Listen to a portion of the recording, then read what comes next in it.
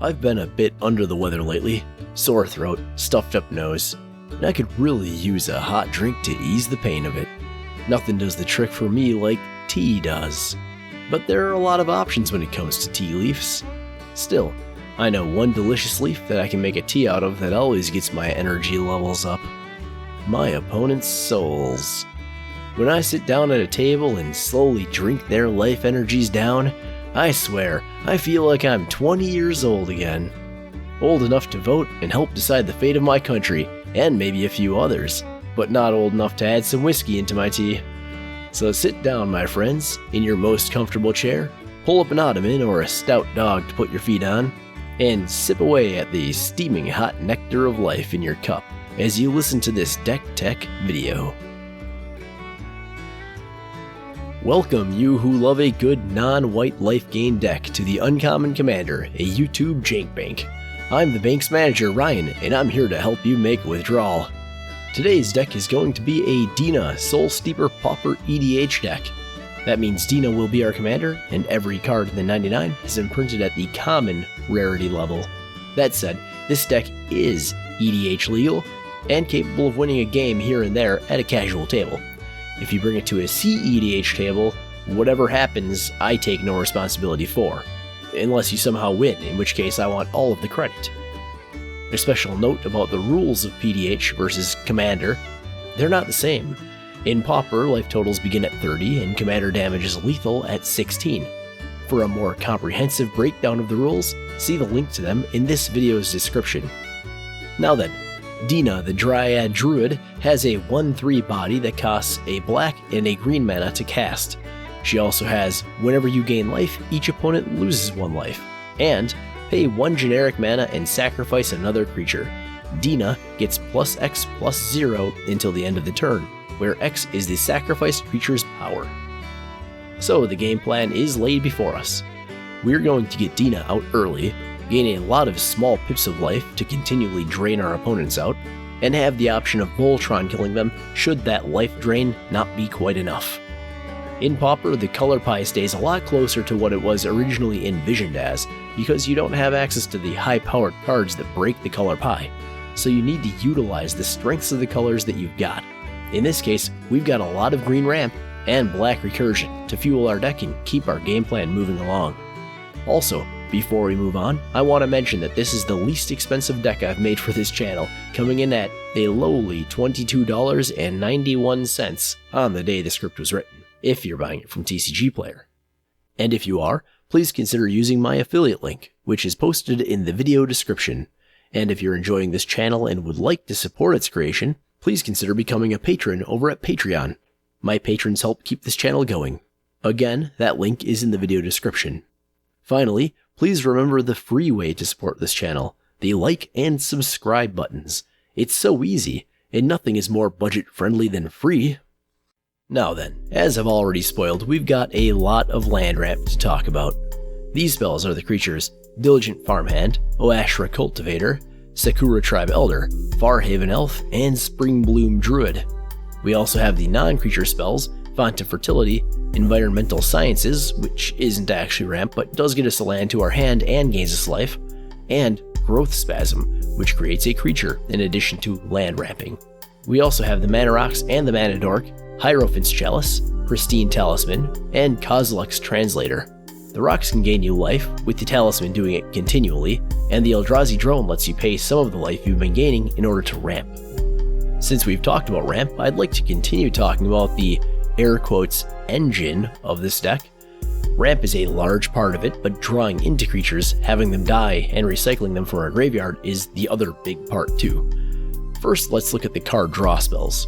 These are Moriak Replica, Crushing Disappointment, Vulturous Aven, the Sacrifice Outlets Spark Reaper and Bushmeat Poacher, and finally Yavimaya Elder, which is debatably card draw. I mean, if you use its own self-sacrifice ability, it gets you 3 cards into hand. It's just that 2 of them are guaranteed to be basic lands.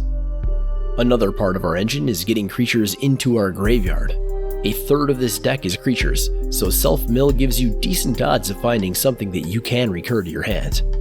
Our self-mill cards are Avenging Druid, Gorging Vulture, Windgrace Acolyte, and the card draw self-mill combination cards, Funeral Rites, Bitter Revelation, and Dark Bargain. I think my favorite here has to be Avenging Druid, who, when it deals commander damage to an opponent, will mill you until it finds a land card, basic or not. It will then put that land onto the battlefield untapped. Free, repeatable self-mill and non-basic land ramp, as long as you can get him through. That's pretty cool. I might even include this thing in some regular combat-based EDH decks in the future. And of course, the final part of our deck's engine is recursion, and we're packing a good amount of it, 7 cards to be exact. The one-off spells are Soulstare Expedition, Font of Return, Apheto Dredging, and Urborg Uprising. Our 3 engines are Cabal Surgeon, Draugr Recruiter, and Necromantic Thirst. The most expensive of these is the Surgeon, but it's also the most easily repeatable. Now that we're past the deck's engines, we can talk about our commander's engines. Dina needs a constant stream of life gain to make full use of her. To do that, I've put in a large life gain suite of cards. All of them are repeatable engines in their own right.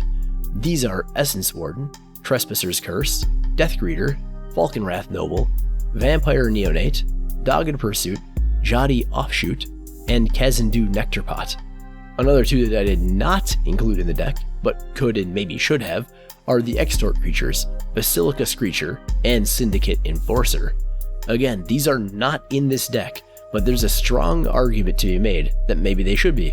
If I were to swap them in, I'd probably remove the landfall creatures, Jadi Offshoot and Kazandu Nectarpot. But what do we get for all this life gain if Dina isn't even on the field? Well, there are 3 payoff cards in addition to Dina, and those are Blood Researcher, Marauding Blight Priest, and Epicure of Blood. Pauper Commander tends to be a bit more of a battle cruiser meta than even EDH, due to the low number of board wipes available. Still, even if we can't pack many, or in this case any, board wipes, it's important that we have removal available to deal with specific threats as they pop up. Our removal cards are Caustic Caterpillar, Return to Nature, Appetite for the Unnatural, Natural End, Vendetta, Cast Down, Severed Strands, Blind Zealot, and Snuff Out. I've got some favorites here, odd selections that work well thanks to the format that we're in, and who our commander is. Cast Down is an all-star in PDH thanks to the low chance of your opponent having a legendary creature. As with this deck, an uncommon legendary can be your commander, but many PDH decks simply run non-legendary uncommons in the commander slot. I also love Snuff Out, thanks to it being instant and free. I mean, we've almost definitely got 4 life we don't mind losing. You may have noticed multiple cards that need to deal combat damage in order to do their thing, sprinkled throughout this deck. I've decided to put a few of those in here thanks to our small suite of evasion cards: Grisly Transformation, Sleeper's Guile, and Cavern Lampad. These were necessary to include due to Dina not having any evasion herself, so I figured why not capitalize on that. We've also got some other odds and ends to mention in this section. We have the protection spells, Snakeskin Veil, Fortitude, and Blessing of Leeches. And good golly, Rebecca Gay, that art. We also have 2 cards that can be recurred and cantrip themselves, Dusk Legion Zealot and Filigree Familiar. Filigree Familiar also gains us life, and Dina goes ping! Finally, since I mentioned pinging, we have Pest Summoning, a great card for creating a couple of chump blockers that can further ping your opponents, as you'll gain life when they die. And we're on to our land cards. For being at the common rarity level, I put in a lot more non-basic lands than usual. These non-basics are the color fixing Ash Barrens, Command Tower, and Jungle Hollow. And the utility lands, Forge of Heroes, Opal Palace, Gingerbread Cabin, Glimmer Post, Radiant Fountain, Haunted Fengraf, and Colney Garden. We are also running the cycling lands, Barren Moor, Tranquil Thicket, Polluted Mire, and Slippery Karst.